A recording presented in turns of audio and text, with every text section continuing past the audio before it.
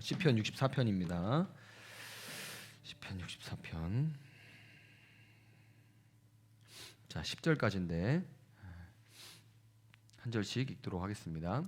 하나님, 내가 탄식할 때에 내 소리를 들어주십시오. 원수들의 위협에서 내 생명을 지켜주십시오.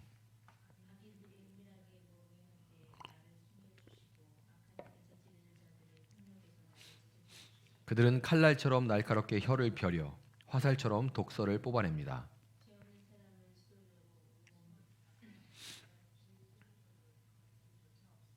그들은 악한 일을 두고 서로 격려하며 남몰래 올가미를 치려고 모의하며 누가 우리를 보랴 하고 큰 소리를 칩니다.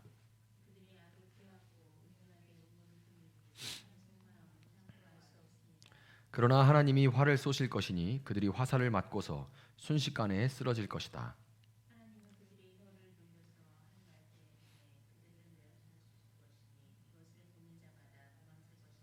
그들은 모두 다 두려움에 사로잡혀 하나님이 하신 일을 선포하며 하나님이 하신 일을 생각하게 될 것이다. 함께 읽습니다.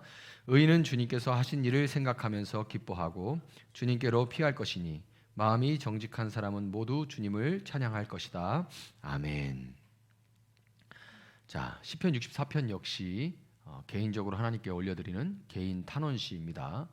특별히 64편은 원수들의 말로 인한 공격으로부터 구원받기를 간구하는 시인의 모습을 볼 수가 있죠. 말로 인한 공격으로부터. 자, 1절을 보면 하나님, 내가 탄식할 때에 내 소리를 들어주십시오. 원수들의 위협에서 내 생명을 지켜주십시오. 이렇게 고백합니다. 원수들의 위협.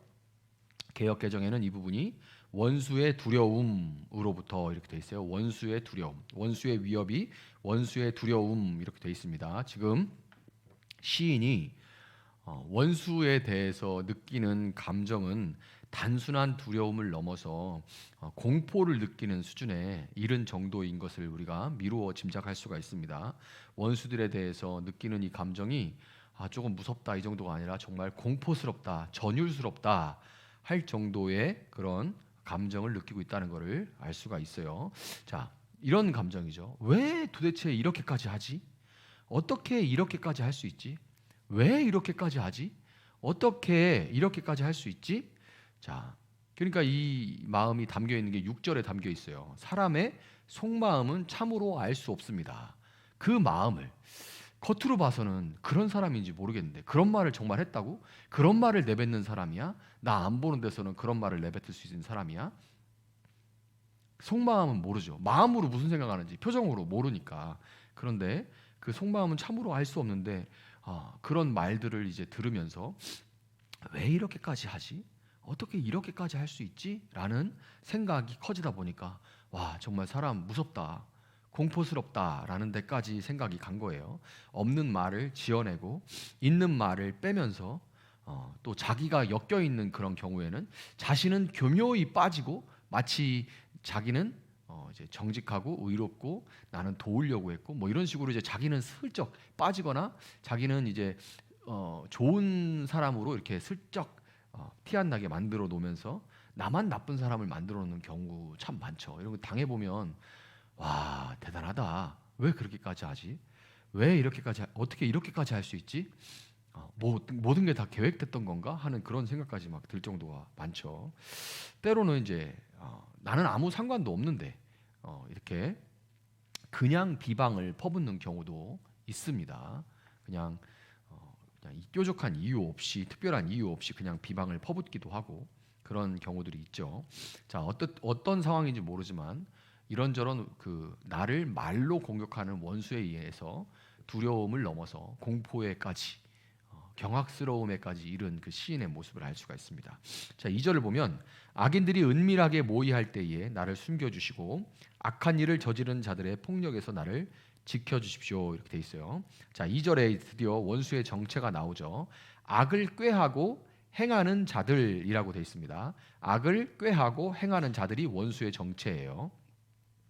의도를 가지고 계획적으로 악행을 벌이고 있는 거죠. 그것을 성경에서 지금 이 시인은 악인이라고 합니다. 악인은 뭐 하는 사람이냐? 악을 꾀하고, 그냥 어쩌다 실수하는 게 아닙니다. 악을 생각하고 꾀해서 그것을 행동으로 옮기는 사람. 마음으로 갖고 있는 거하고 행하는 거하고 무슨 차이가 있어요? 결국엔 하나님은 다 아시는데요. 아닙니다. 분명한 차이가 있습니다. 마음으로도 우리가 짓는 죄를 예수님께서 마음에 있는 죄도, 그 탐욕도 죄라고 하시지만, 그러나 죄의 경중을 따지자면 그 마음에 있는 것이 겉으로 드러나서 세상에 악에 악을 더하게 만드는 그런 행해진 악이 더한 악이에요. 악을 꾀하고 그리고 그것을 행동으로 옮기는 자들, 의도를 갖고 계획적으로 악행을 벌이는 자들이 바로 악인입니다. 자, 음모를 꾸미고 패를 지어 소동을 짓는다, 소동을 일으킨다, 이렇게 개역개정에는 돼 있는데, 이제 이거는 3,000년, 3,500년 전 일이지만 지금 같은 경우에는 참 저는 카톡 단톡방, SNS 단톡방들이 떠올라요. 요즘은 이제 카톡 같은 데에는 증거로 남는 경우가 많다 그래가지고 이제 뭐죠? 카톡 말고 쓰는 또 해외에 서버를 두고 있는 곳에서 이런 단톡방을 열어가지고 열었다 터뜨리고 하는 곳들이 굉장히 많습니다. 참 믿는 자들이 이런 거를 잘 모르고 사는 분들이면 참 다행이긴 한데요. 그러나 세상에는 정말 기가 막히게 악한 일들이 많이 일어나고 있어요. 개인적으로 관계가 없음에도 불구하고 그 단체방을 만들어서 그 안에서 어떤 한 사람이 선동하는 그런 사람들이 꼭 있죠. 몇몇이 선동하고 그 사람을 부추기고 이렇게 떠받드는 사람들이 생기면서, 그러면서 이제 누군가 하나를 완전히 박살 내놓는 그런 경우들이 참 많아요. 5절에 보면 이렇게 말을 하죠.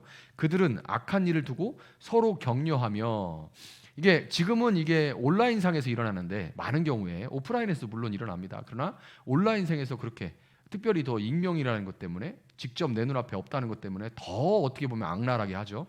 근데 이거는 과거에도 그랬다는 거예요. 그 다윗이 이 글을 쓸 때에도 그들이 악한 일을 두고 서로 격려하며, 누가 하나가 누구를 막 험담을 해요. 그럼 옆에서 그렇지 하고 맞장구를 쳐요. 또 옆에서 너 참 말 시원하게 잘한다, 이러면 이렇게 하면서 막 나중에는 이게 점점 어떻게 돼요? 단톡방도 보면 그런 선동하는 사람과 그 사람에게 부추기는 사람들 통해 가지고 나는 원튼 원치 않든 다 휘둘려 들어가서 거기서는 누구 하나를 조리돌림하는 거는 일도 아니에요. 시인의 원수 역시 성경에 보면 한 명이 아니에요.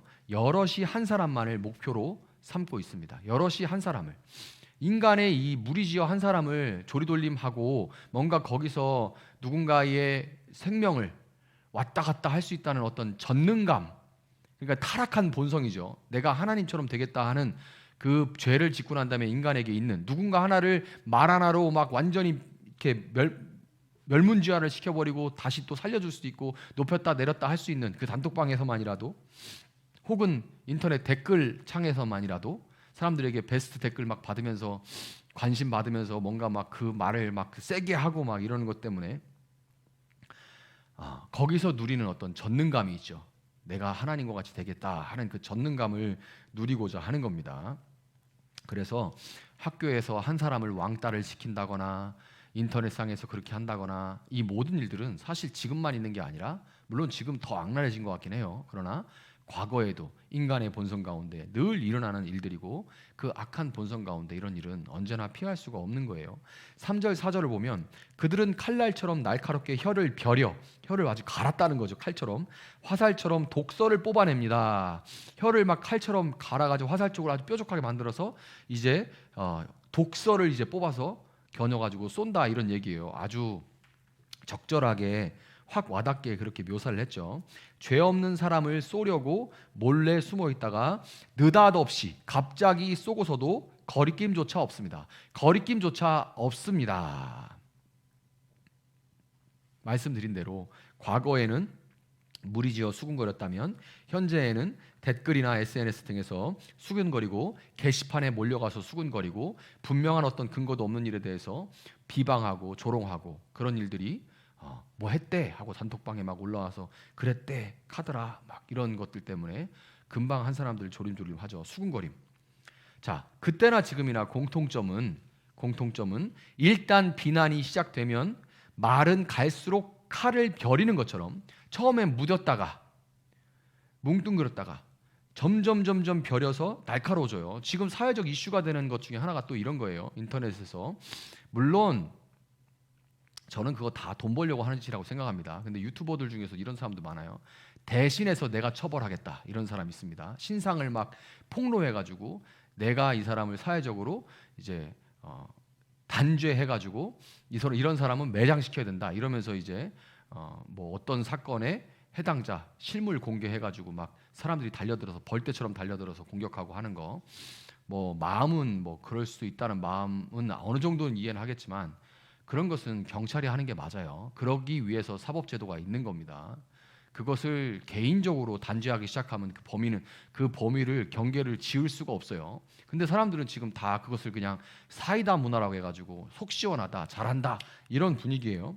그러니까 이런 분위기들 때문에 그러니까 사람들이 다 분노에 휩싸여 있고 누군가 하나만 나타나라 이런 분위기입니다. 전체적으로 사회가 내가 씹고 뜯을 수 있는 한 사람만 나타나라. 그게 연예인이든 정치인이든 누군가든 그래가지고 그런 사람 나타나면 그냥 한 며칠 그냥 막 다 그 얘기만 해서 씹고 껌처럼 뱉어버리죠. 그 주변 가족들까지 다 이렇게 못 살도록 그렇게 죽도록 만들어 버리는 거죠. 그런 일들은 온라인상에서 TV에서만 일어나는 일들이 아니라 사회에서도 너무너무 쉽게 직장에서 우리가 있는 곳에서 너무나도 쉽게 일어나고 있어요.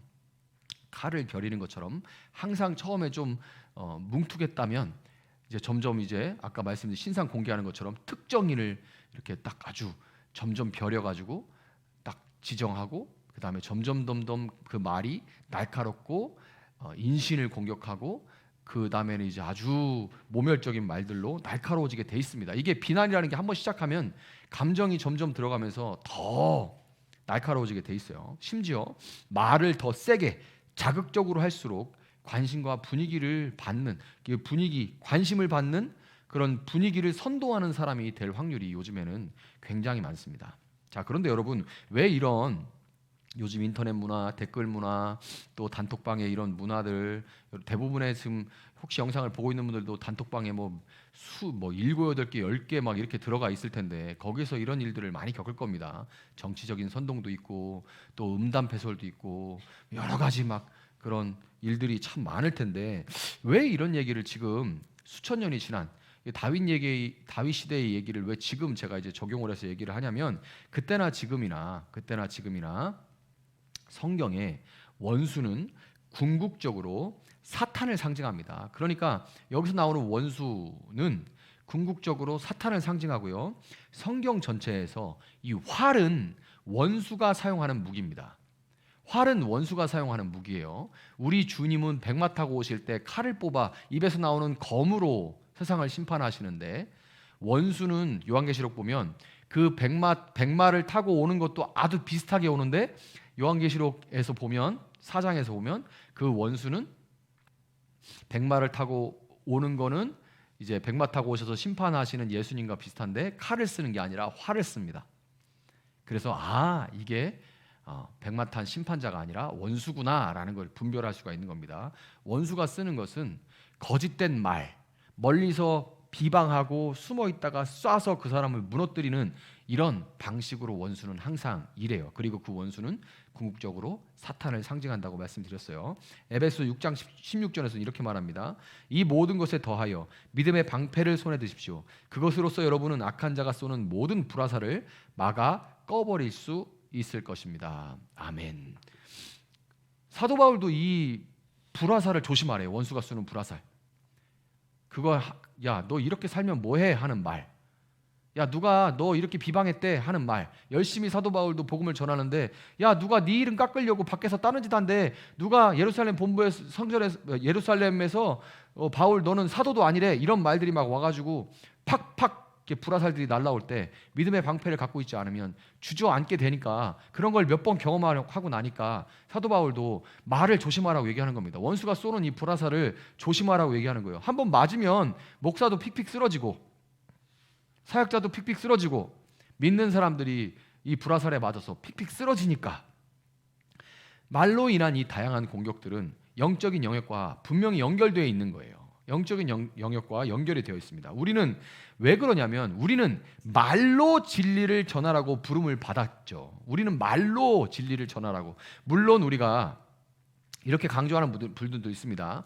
행위로 다 하고 더 이상 행위로 뭘 할 수 없을 때 그때 말을 조금 얹어라. 복음 전할 때 이렇게 강조하시는 분들도 있어요. 그러나 일단 기본적으로 성경이 우리에게 가르치는 것은 이제 발로 찾아가서 입을 열어 복음을 전하는 것이라고 되어 있죠. 그러니까 우리는 말로 진리를 전하라고 부름받았고 말로 신실하신 하나님을 증거합니다. 그러니까 우리는 거짓을 전하는 게 아니라 진리를 전하죠. 우리가 진리를 전하고 진리를 전한 그대로 살아가는 모습을 통해서 보이지 않는 하나님, 말씀으로 세상을 지으신 하나님, 그 말씀대로 지금까지 세상을 운행하시는 하나님을 우리가 말로 복음을 전하고 그 내가 전한 복음을 붙들고 살아가는 모습을 통해서 보이지 않는 하나님을 증거하라고 우리는 이 땅 가운데 살아가는 거예요. 그러니까 반대로 사탄은 우리를 말로 넘어뜨리려고 하는 겁니다. 우리가 말로 진리를 전하는 존재로 부름을 받았고 보이지는 하나님을 말로 증거하라고 부름을 받았기 때문에 반대로 사탄은 우리를 말로 넘어뜨리려고 하고 공격을 하는 겁니다. 여러분, 사탄은 베드로를 통해서 예수님까지 넘어뜨리려고 하죠. 베드로를 통해서 예수님까지 넘어뜨리려고 해요. 바울만 불화살을 맞은 게 아니라 예수님도 이제 베드로가 사탄이라는 게 아니라 베드로가 사탄이면 예수님께서 베드로를 이제 정신 차리라고 이제 뒤통수를 탁 이렇게 정신 차려 이렇게 했겠죠. 그러나 베드로가 아니죠. 베드로에게 뭐라고 합니까? 사탄아 내 뒤로 물러가라 이렇게 얘기합니다. 베드로를 통해 지금 베드로의 이 말을 통해서 사탄이 예수님에게 불화살을 날린 거죠. 뭐라고 날립니까? 이에 베드로가요. 마태복음 16장 22절 보면 이에 베드로가 예수를 따로 붙들고 주님 안 됩니다. 절대로 이런 일이 주님께 일어나서는 안 됩니다 하고 말하면서 예수께 대들었다. 자, 이렇게 베드로를 통해 사탄이 예수님께 불화살까지 날립니다. 항상 예수님이 그렇게 공격을 당하셨듯이 우리도 말로 공격을 받게 돼 있고 이 일은 그냥 누가 말로 이렇게 공격하는구나가 아니라 이것은 영적인 영역과 연결이 되어 있구나. 그리고 궁극적으로 그 배후에는 우리의 원수인 사탄이 있구나라는 것을 알아야 된다는 거예요. 자, 7절을 보면 이렇게 되어 있죠. 그러나 하나님이 화를 쏘실 것이니 그들이 화살을 맞고서 순식간에 쓰러질 것이다. 아멘. 항상 이 간청의 개인 탄원 시들의 특징은 이렇게 막 탄원을 하다가 확신 가운데 일어나게 되죠. 하나님께 막 탄원을 하다가 하나님께 주시는 마음을 붙들고 말씀 약속을 붙들고 이제 분위기가 반전이 되면서 시가 마무리가 되죠. 7절에 반전의 그러나가 등장합니다. 그러나 하나님이 화를 쏘실 것이니 적에 대한 하나님의 심판을 확신하게 된 거예요. 갑자기 느닷없이 화살을 쏜 자들, 4절에서 느닷없이 화살을 쏜 자들, 예상치 못하게 그냥 막 화살이 여기저기서 날아오게 느닷없이 화살을 쏘는 그 자들이 하나님이 역시나 7절에서는 하나님이 갑자기 쏘시는 화살을 맞게 될 걸. 그들도 느닷없이 화살을 날렸지만 그래서 우리가 아팠지만 힘들었지만 그러나 하나님 당신께서 원수를 향해서 그들에게 느닷없이 갑자기 화살을 쏘실 줄 믿습니다 하고 7절에 고백을 한 겁니다. 자, 마태복음 12장 34절부터 37절에 이런 말씀이 있죠. 자, 예수님께서 이렇게 말씀하십니다. 독사의 자식들아. 이거 누구한테 한 얘기예요? 바리새인과 서기관들에게 한 말입니다. 독사의 자식들아, 마귀 새끼들아, 이런 얘기예요. 마귀는 사탄이고 사탄의 주무기는 화살이고 활은 불화살을 날리는 말로 거짓을 날리는 공격하는 이런 것을 상징한다고 말씀드렸죠. 독사의 자식들아, 너희가 악한데 어떻게 선한 것을 말할 수 있겠느냐? 마음에 가득 찬 것을 입으로 말하는 법이다. 선한 사람은 선한 것을 쌓아두었다가 선한 것을 내고 악한 사람은 악한 것을 쌓아두었다가 악한 것을 낸다. 내가 너희에게 말한다. 사람들은 심판 날에 자기가 말한 온갖 쓸데없는 말을 해명해야 할 것이다. 여러분 나중에 보게 될 거예요. 너 그때 그 말 왜 했어? 그거 딱 보여주시고 생각나게 하시고 너 그때 그 말 왜 했어? 너 그때 그 말 거짓말인데 왜 했어? 너 누구 넘어뜨리려고 하는 그 말, 그때 이 말에서 왜 그렇게 했던 거야를 해명해야 할 것이다 이렇게 되어 있습니다. 네가 말했던 것, 그 온갖 쓸데없는 말, 사람을 살리는 것 이외에 그 쓸데없는 말들을 해명해야 할 것이다. 너는 네가 한 말로 무죄 선고를 받기도 하고 유죄 선고를 받기도 할 것이다. 네가 해명을 하는데 그 해명이 말이 안 되고, 우리 청문회 같은 거 보죠. 청문회 국회의원이 장관이나 이렇게 막 서슬 펄은 사람들, 권력 있는 사람들을 청문회에 불려오면 뭐 밖에서 얼마나 힘이 있었든지 소용없죠. 하나 앉혀놓고 국회의원들이 뺑 둘러싸고 아주 날카로운 질문들로 막 꾸짖으면서 묻지 않습니까? 그때 막 해명을 해요. 땀을 뻘뻘 흘리면서 나름대로 준비를 해서 해명을 하지 않습니까? 그런데 어떤 때는 이 해명이 정말 말도 안 되는 것이지, 이게 뭐 말이야 뭐야. 그리고 어떤 때는 해명하다가 자기가 뭐 더 죄를 키울 때도 있어요. 그렇죠. 딱 이런 꼴이 된다는 거예요. 하나님 앞에서 네가 한 말로 네가 무죄를 선고받기도 하고 네가 유죄 선고를 받기도 할 것이다. 네가 사람들 앞에서는 이렇게도 포장하고 저렇게, 너는 슬쩍 의로운 척하면서 빠지고 너를 의롭게 조금 높이면서 다른 사람 막 깔아뭉개고 그 사람이 이렇게 눌렀지? 해명해봐. 왜 그랬어?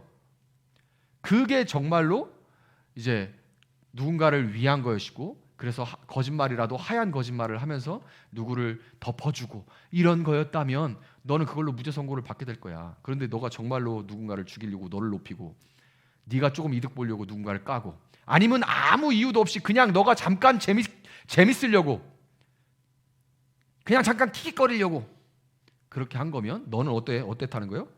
너는 유죄 선고를 받게 될 것이다. 너는 유죄 선고를 받게 될 것이다. 네가 한 온갖 쓸데없는 말을 해명해야 할 것이다. 정말 무서운 말이죠. 정말 무서운 말입니다. 악한 말들의 악한 결과로 보응하시는 하나님에 대한 믿음을 우리는 잃었기 때문에, 이런 예수님의 약속이 분명이기 때문에 이것을 붙들고 승리해야 되는 거예요. 우리가 세상에서 이런저런 말들로 인해서 공격받고 그럴 때 물론 그것을 막 대받아치고 막 이렇게 해서 필요한 거는 필요한 대로 하고 또 어떤 명예훼손 같은 거는 민사도 하고 뭐 이렇게 할 필요는 있어요. 그런 걸 하지 말라는 건 아니지만, 그러나 그런 걸 한다고 보응한다고 뭐 정말 소위 사이다처럼 우리가 시원해지고 그런 건 아닙니다. 막상 그렇게 해서 풀고 나면 또 뭔가 찝찝해요. 뭐 한 거냐 이런 생각들이 찾아오게 됩니다. 그러나 진정으로 우리가 소위 세상에서 말하는 사이다를 진정으로 누리면서 정말 그런 공격들을 받아도 믿음의 방패로 막아내면서 공격을 당하지 않는 상태에 사는 것이 가장 좋은 거죠. 그거는 뭐냐면 그 사람이 믿음 가운데 소망을 붙들고 살아가면 이길 수 있다는 얘기인데, 그 소망은 무엇이냐면 방금 말씀드린 마태복음 12장 34절부터 37절에 이 예수님의 말씀, 그 약속, 악한 말들의 악한 결과로 반드시 보응하시는 하나님에 대한 믿음을 붙들 때 우리는 소망 가운데 승리할 수 있다는 겁니다. 자, 요 약속을 이제 확신하면서 그러나라고 이제 반전의 신앙 고백을 한 이후에 9절부터 10절에 이 시인은 악인에게는 심판이지만 의인에게는 그 마지막, 예수님이 이렇게 심판하신 날이 악인들에게는 그 날이 청문회, 정말 두려운 심판의 날이지만, 그러나 의인들에게는 그 날이 원한을 푸는 신원의 날이 될 것이다 라면서 하나님을 찬양하면서 마무리를 하고 있습니다. 자, 말씀을 정리하면 여러분, 몸은 낫지만 말로 인한 마음의 상처는 쉽게 아물지 않습니다. 정말 참 어렵죠. 차라리 좀 맞고 그런 거는 맞고 뭐 다치고 이런 거는 좀 시간이 지나면 나아요. 아물고 흉터가 남을 때도 있지만 그러나 아물죠. 그러나 말로 인한 상처는 쉽게 아물지가 않습니다. 그때 그 말을 하면서 했던 어떤 표정이나 어떤 상황까지도, 입었던 옷까지 막 기억하시는 분들도 봤어요. 그때 날씨가 어땠고 어떤 옷을 입고 있었고 어떤 표정으로 말을 했고 막 이렇게 하면, 그 말을 하면서도 막 이렇게 부들부들 떠시는 분들도 막 보고 그랬는데, 참 몸은 낫지만 마음의 상처는 몇 년이 지나도 참 쉽게 안 낫는 것 같습니다. 아물지 않아요. 그리고 한번 이렇게 상처를 크게 받으면 아무도 믿을 수가 없고 마음을 내보일 수 없는 경우도 참 많죠. 마음을 슬쩍 좀 열어 보였더니 그게 돌아서 나에게 오는 경우들도 참 많이 경험하게 됩니다. 그러나 여러분, 예수님은 믿을 수 있고 우리 마음을 열 수 있습니다. 그분은 사람들에게 멸시와 조롱을 당했고 침뱉음을 당하신 분이에요. 그래서 그분은 하나님의 아들이지만 우리가 당한 이 말로 인한 상처와 아픔을 누구보다 잘 알고 이해하시는 분입니다. 그분께 우리는 마음껏 만심하고 마음을 열을 수 있고 그분께 고할 수 있어요. 그분께 쏟아놓고 그분과의 교제 속에 부어주시는 위로와 소망으로 우리는 이것을 이겨나가야만 하는 겁니다. 여러분, 누구나 상처는 받을 수 있고 받게 되지만 그 상처를 어떻게 치유하느냐에 따라 삶의 즐거움의 가치가 달라지게 되죠. 정말 아프고 우울한 삶을 사느냐 아니면 밝고 감사한 삶을 살 수 있냐는 다치지만 그 다치는 데서 얼마나 회복할 수 있냐에 따라 달라지게 돼 있습니다. 또한 교회가 많은 경우에 이런 소문의 근원이 되는 경우가 참 많죠. 요즘은 오죽하면 카톡교라는 말도 교회가 예수교가 아니라 대한 예수교 장로회가 아니라 대한 카톡교 장로회라는 얘기까지 생길 정도로 카톡방에 막 온갖 유언비어들이 막 돌고 그런 경우들, 내가 원하지 않아도 막 그런 카톡들을 뭐 그런 정치적인 얘기나 어떤 얘기나 이런 것들을 막 하고 누구를 막 악마화해서 막 비난하는 얘기들을 참 카톡으로 많이 받게 됩니다. 교회가 이런 상태가 되면 절대로 안 되죠. 교회가 소문의 근원이 되는 것이 아니라 정말 이 예수님을 증거하는 공동체로서 위로와 소망을 나누는 공동체로 세워져 갈 수 있기를 축복합니다.